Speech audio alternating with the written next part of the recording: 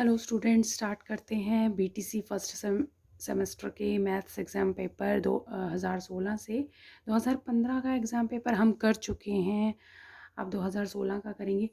Minimum marks जो हैं ये 25 मार्क्स का पेपर आता है। देखिए, जो बीटीसी का फर्स्ट सेमेस्टर का मैथ्स है, आप अगर चारों सेमेस्टर के मैथ्स जो हैं वो अच्छे से कर लेते हैं तो टेट सुपर टेट में आपकी काफ़ी हेल्प हो जाती है। तो ये कोर्स जो है टेट सुपर टेट में भी आता है और ये बेसिक मैथ्स भी है। जिनको मैथ्स में दिक्कत है, कुछ थोड़ी बहुत प्रॉब्लम आती हैं, तो वो इन्हें कर सकते हैं सम्स को। तो देखिए, 25 मार्क्स का पेपर होता है और पासिंग मार्क्स जो हैं वो 12 मार्क्स होते हैं। 12 नंबर पे पास माना जाता है। बच्चे को पता ही नहीं होता 25 में से कितने नंबर वाला बच्चा जो है वो पास होता है। तो 12 नंबर जिसके आएंगे तो वो पास माना जाएगा। 11 नंबर पे, इससे कम नंबर पे बैक लग जाती है। और देखिए, इतना टफ पेपर नहीं आता, आप पूरे मार्क्स भी ला सकते हैं 25 में से 25। तो चलिए स्टार्ट करते हैं अपनी वीडियो से बीटीसी फर्स्ट सेमेस्टर के एग्ज़ाम पेपर 2016 से। तो फर्स्ट क्वेश्चन है, 3/2 का गुणात्मक प्रतिलोम क्या होगा। तो 3/2 का गुणात्मक प्रतिलोम, ये क्वेश्चन कई बार आ जाता है, यानी मल्टीप्लिकेटिव इन्वर्स क्या होगा 3/2 का। तो देखिए, गुणात्मक क्या होता है कि 3/2 है तो इसका गुणात्मक प्रतिलोम होगा 2/3। यानी साइन वही रहता है, संख्या पलट जाती है।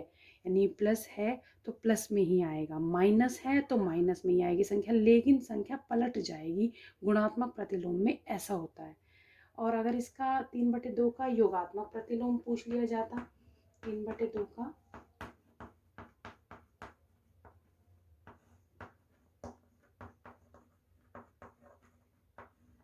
योगात्मक प्रतिलोम, तो 3/2 का योगात्मक प्रतिलोम, संख्या वही रहती है, साइन बदल जाता है। तो प्लस का था तो माइनस का हो गया, 3/2 है, संख्या वही है। देखिए, तो संख्या तो ये 3/2 जो है, देखिए संख्या वही रहती है और साइन बदल जाता है योगात्मक प्रतिलोम में, यानी एडिटिव इन्वर्स में। और मल्टीप्लिकेटिव इन्वर्स में, गुणात्मक प्रतिलोम में, संख्या पलट जाती है और साइन वही रहता है, और इसमें साइन बदल जाता है, संख्या वही रहती है। तो ये है गुणात्मक प्रतिलोम और योगात्मक प्रतिलोम। और इसमें एक चीज़ और भी है, उसमें कंफ्यूज हो जाते हैं बच्चे। देखिए, गुणात्मक प्रतिलोम है और योगात्मक प्रतिलोम, और ये कई बार आइडेंटिटी भी पूछी जाती है, यानी गुणात्मक तत्समक और योगात्मक तत्समक। तो वो क्या होता है,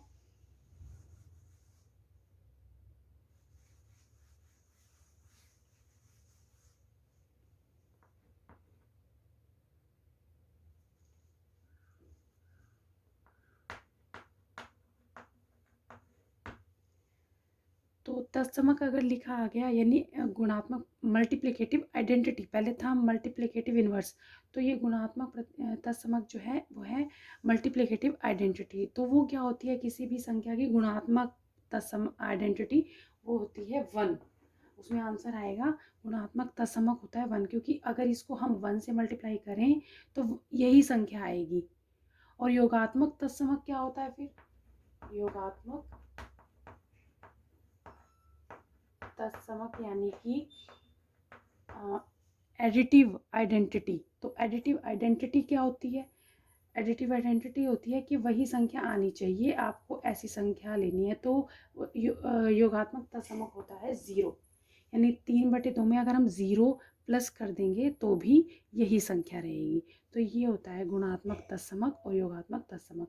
यानी कि अगर गुणात्मक तत्समक पूछा जाए तो 1 होता है ऑलवेज, और योगात्मक तत्समक पूछा जाए तो वो 0 होता है, क्योंकि किसी भी संख्या में 0 जमा कर देंगे तो वही संख्या रहती है, और अगर किसी संख्या में 1 गुना कर देंगे तो भी वही संख्या रहेगी। इसीलिए गुणात्मक तत्समक होता है 1 और योगात्मक तत्समक होता है 0 आइडेंटिटी, वो ये होती है। ऑप्शन में भी आ सकता है, देखिए, तो आपको आंसर ये बताने हैं। चलिए सेकंड क्वेश्चन करते हैं।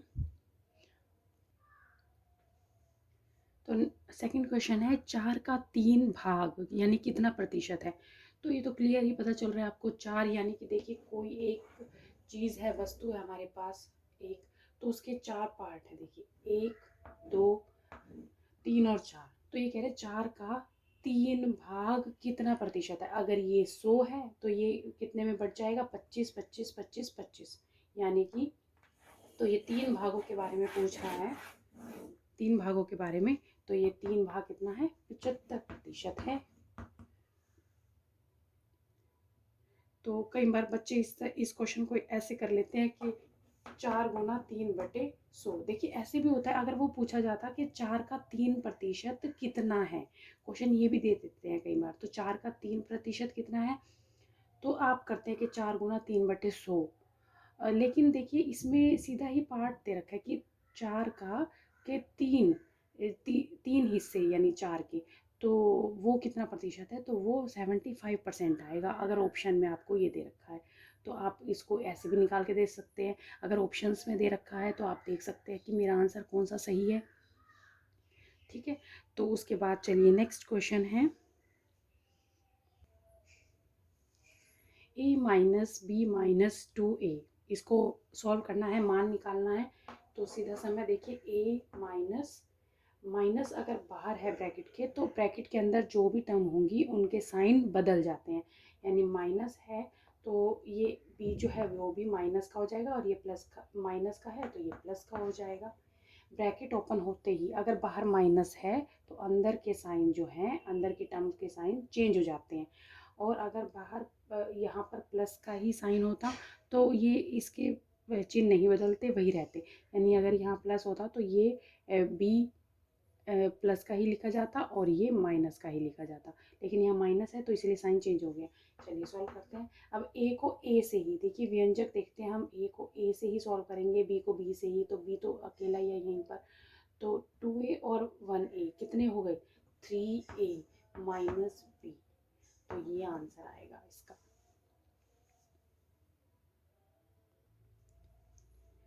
तो नेक्स्ट क्वेश्चन है, दो संख्याओं का मैस है 35 और उसका लैस है 525 है, उनमें से एक संख्या 175 है, तो दूसरी संख्या क्या होगी। तो ये क्वेश्चन मैंने पहले भी कराया, देखिए पेपर में बार बार आ रहा है, मैं एग्जाम पेपर इसीलिए करा रही हूँ, आपको पता चल जाएगा किस तरह के क्वेश्चन आते हैं। तो दो संख्याओं का मैस है लैस है, तो मैंने आपको ये सिखा रखा है। देखिए इसके लिए सीधा फॉर्मूला लगाना है आपको। देखिए एग्जाम पेपर में थोड़ा एक्सप्लेन करके भी लिखना है आपको, थोड़ी लैंग्वेज भी लिखनी है। मैं तो आपको सॉल्यूशन बताती हूँ, लेकिन थोड़ी लैंग्वेज भी आपको यूज़ करनी है। आपके पास बुक वगैरह होगी तो आप उसमें देख सकते हैं कि लैंग्वेज कैसे लिखनी है, या इन्हीं में से ही सिंपल होती है लैंग्वेज, वही लिखनी है। तो दो संख्याओं का मैस है और लैस दे रखा है एक संख्या, तो आपका फॉर्मूला है पहली संख्या गुना दूसरी संख्या इज इक्वल टू लैस है गुना मैस है। तो पहली संख्या क्या है इसमें, देखिए एक संख्या 175 है और दूसरी संख्या का हमें पता नहीं, हमने उसको x भी मान सकते हैं और दूसरी संख्या भी लिख सकते हैं आप उसको। और लैस दिया हुआ है 525 और मैस दिया हुआ है 35। तो इसको सॉल्व कीजिए। यहाँ पर x की संख्या को हम यही रखते हैं, विदाउट x वाली को वहाँ ले जाते हैं। तो x इज इक्वल टू 525 गुना 35 बटे 175।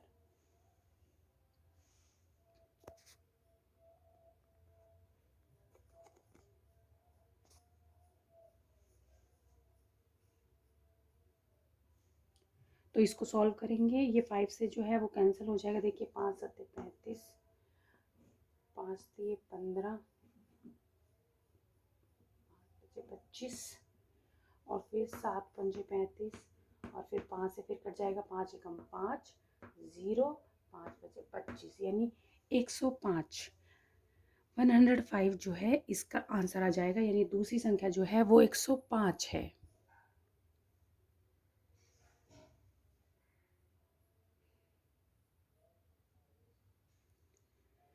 तो नेक्स्ट क्वेश्चन है, फिफ्थ क्वेश्चन की संख्या में 5 का स्थानीय मान सबसे अधिक है। देखिए बेटे, ये सम कराने से पहले मैं आपको बता दूं कि आप सभी को अगर ये समझ में आ रहा है तो आप मुझे रिप्लाई भी कीजिए कि बाकी के सब्जेक्ट्स जो हैं तो मैं आपको उसके नोट्स वगैरह या वो भी आपको टीच कराऊं, जो बीटीसी के बाकी के सब्जेक्ट्स हैं। तो अगर आप चाहते हैं तो मुझे रिप्लाई कीजिए कि समझ में आ रहा है मैडम, आप वो भी जो हैं बाकी सब्जेक्ट्स कराइए। तो तब मैं जो है दूसरे सब्जेक्ट्स के नोट्स भी वो भी आपको अवेलेबल करा दूँगी, वो भी आपको टीच कराऊँगी। तो मुझे आंसर कीजिए बेटे, कमेंट में कर सकते हैं आप या व्हाट्सअप मैसेज कर सकते हैं। तो चलिए स्टार्ट करते हैं 5th क्वेश्चन से। तो किस संख्या में 5 का स्थानीय मान सबसे अधिक है? तो यहाँ पर देखिए स्थानीय मान कैसे निकालेंगे 5 का। देखिए दशमलव वाले हैं ये सभी, तो दशमलव में कैसे निकालते हैं मैंने पहले भी आपको पहले वीडियो में आया हुआ है, पूरा एक्सप्लेन करके बता रखा है। तो यहाँ पर 0.05 0.05 यानी जिसका निकालना होता है फिर बाकी संख्याओं को हम ज़ीरो रखते हैं। तो 0.05 क्योंकि इसके बीच में आ रहा है 1 इसीलिए ज़ीरो लिखा है, पीछे वाले ज़ीरो की वैल्यू नहीं होती कुछ भी। उसके बाद जो है पॉइंट के बाद तो 0.005 ये है 0.5 और ये है 0.05 यानी ये इसके स्थानीय मान है। इसका स्थानीय मान ये 5 का, इसमें इस संख्या में 5 का स्थानीय मान 0.05 है, इस संख्या में 5 का स्थानीय मान 0.005 है, इस संख्या में 5 का स्थानीय मान 0.5 है और इस संख्या में 5 का स्थानीय मान 0.05 है। तो इसने कहा सबसे अधिक किस में है? तो सबसे अधिक है इसमें, क्योंकि पॉइंट के बाद सीधा ही 5 आ रहा है। और अगर सबसे छोटा पूछ लेते तो आता 0.005, ये वाला सबसे छोटा होता स्थानीय मान 5 का।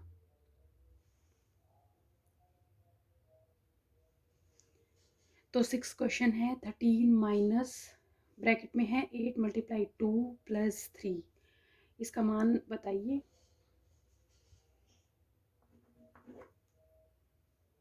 तो ये बोर्ड मास का समय देखिए, इसमें माइनस दिखाई दे रहा है, मल्टीप्लाई दिखाई दे रहा है, ब्रैकेट दिखाई दे रही है, प्लस दिखाई दे रहा है। तो बोर्ड मास के हिसाब से हम पहले ब्रैकेट को सॉल्व करेंगे, बाकी संख्याओं को ऐसे ही रखेंगे। 13 माइनस 8 दूनी 16, तो बाहर माइनस है तो इसीलिए माइनस का साइन आएगा। 8 दूनी 16 प्लस 3।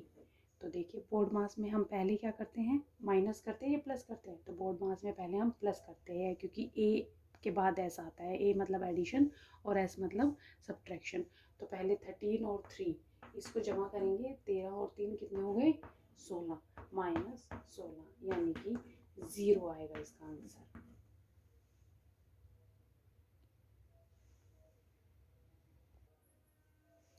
नेक्स्ट क्वेश्चन है 8 के प्रथम 5 अपवर्तीय बताइए।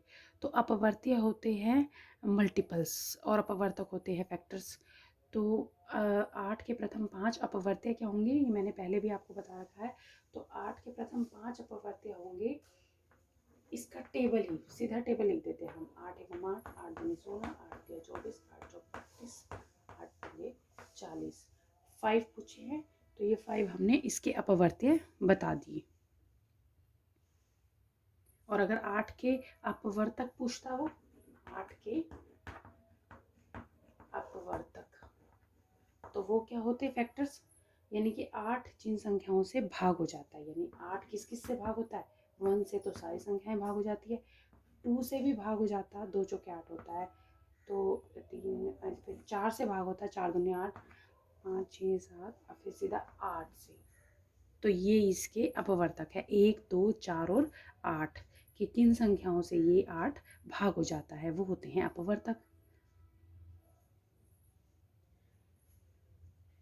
और समापवर्तक और समापवर्त्य भी होते हैं, वो 2 संख्याओं के निकलते हैं। जैसे 8 के साथ मान लीजिए उसने 12 और ले लिया, तो उसको पूछ लिया उसने कि 8 और 12 के समापवर्तक बताइए, यानी आप फिर 12 के भी क्या निकालेंगे, अपवर्तक निकालेंगे। तो 12 किससे भाग हो जाता है, 1 से, 2 से, 3 से, 4 से, 6 से, 12 से। तो ये है कि 8 इनसे भाग हो जाता है और 12 जो है इनसे भाग हो जाता है। तो ये हमने इनके अपवर्तक निकाल लिए। और ये पूछेगा समापवर्तक बताइए 8 और 12 के समापवर्तक, तो वो होता है कॉमन। इनमें कॉमन क्या है, तो कॉमन है इसमें देखिए 1 भी है और 2 भी है। तो समापवर्तक 8 और 12 के होंगे 1 2 और ये देखिए 4 भी है आगे चलकर।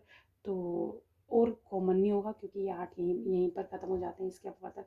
तो जो कॉमन होते हैं वो समापवर्तक होते हैं। इसी तरह से 8 और 12 के भी हम अपवर्त्य लिख लेते तो समापवर्त्य वो पूछता तो 8 और 12 में से जो इनमें कॉमन आता वो उसका समापवर्त्य होता। तो कॉमन जो है वो समापवर्तक होते हैं।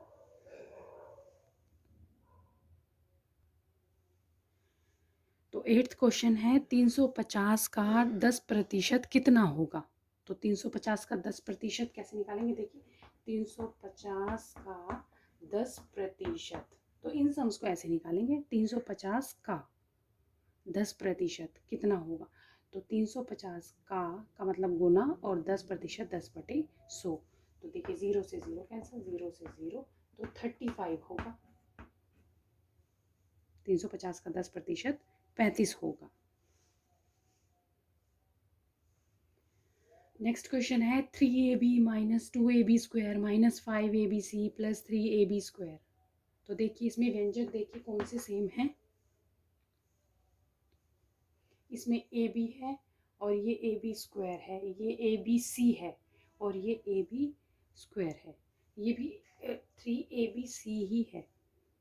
तो ये देखिए abc ये सेम है और ये ab स्क्वायर ये भी सेम है।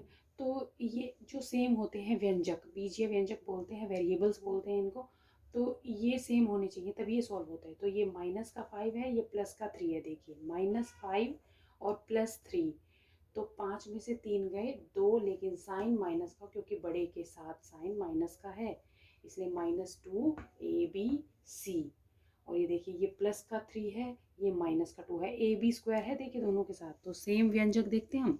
ab स्क्वायर, तो 3 जो है वो प्लस का है और 2 माइनस का है, 3 में से 2 गया 1, तो यानी कि प्लस का ही साइन आएगा, बड़े के साथ प्लस का साइन है, प्लस ab स्क्वायर 1, यानी कि 1 ही बचा, 1 लिखें ना लिखें। तो ये जो है इसका आंसर है। और इसमें अगर कॉमन वगैरह कुछ आता है तो उसे कॉमन ले लीजिए। फॉर एग्ज़ाम्पल ये ए बी जो है कॉमन आ रहा है इसमें, ए बी, तो क्या जाएगा अंदर, -2c प्लस बी, क्योंकि यहाँ पर ए बी स्क्वायर है। तो इसको कैसे लिख सकते हैं आप, देखिए A B into B -2c, ये आंसर आएगा। इसको मैंने पलट कर लिख दिया। नेक्स्ट क्वेश्चन है वृत्त के व्यास और त्रिज्या में संबंध बताइए। तो वृत्त का व्यास क्या होता है, किसी वृत्त का व्यास होता है डायमीटर यानी कि d, और त्रिज्या क्या होता है यानी रेडियस r। तो कोई भी वृत्त है तो उसमें देखिए केंद्र से ये जो रेखा होती है ये होती है त्रिज्या यानी कि r रेडियस, और व्यास क्या होता है यानी इस रेडियस का डबल, यानी r + r अगर आप कर दें तो ये 2r बन जाएगा, और ये डायमीटर भी है, तो 2r बराबर होता है डायमीटर, यानी r + r, 2r जो है वो क्या बन जाएगा, डायमीटर। तो स्टूडेंट्स आज के लिए इतना ही, और ये क्वेश्चन जो है वो सॉल्व कीजिए। 9/11 डिवाइड और 7/3 माइनस 2/3 डिवाइड, 2 सही 1/3 माइनस 3/5 प्लस 1/3, और 3/5 प्लस 1/3 देखिए बार में है। तो इसको सॉल्व कीजिए सम को, और इसका आंसर मुझे कमेंट में कीजिए। और बेटे सब्सक्राइब कीजिए मेरे चैनल को, अपने आसपास अपने ब्रदर सिस्टर से सब्सक्राइब कराइए। तो आज के लिए इतना ही, ओके, थैंक यू।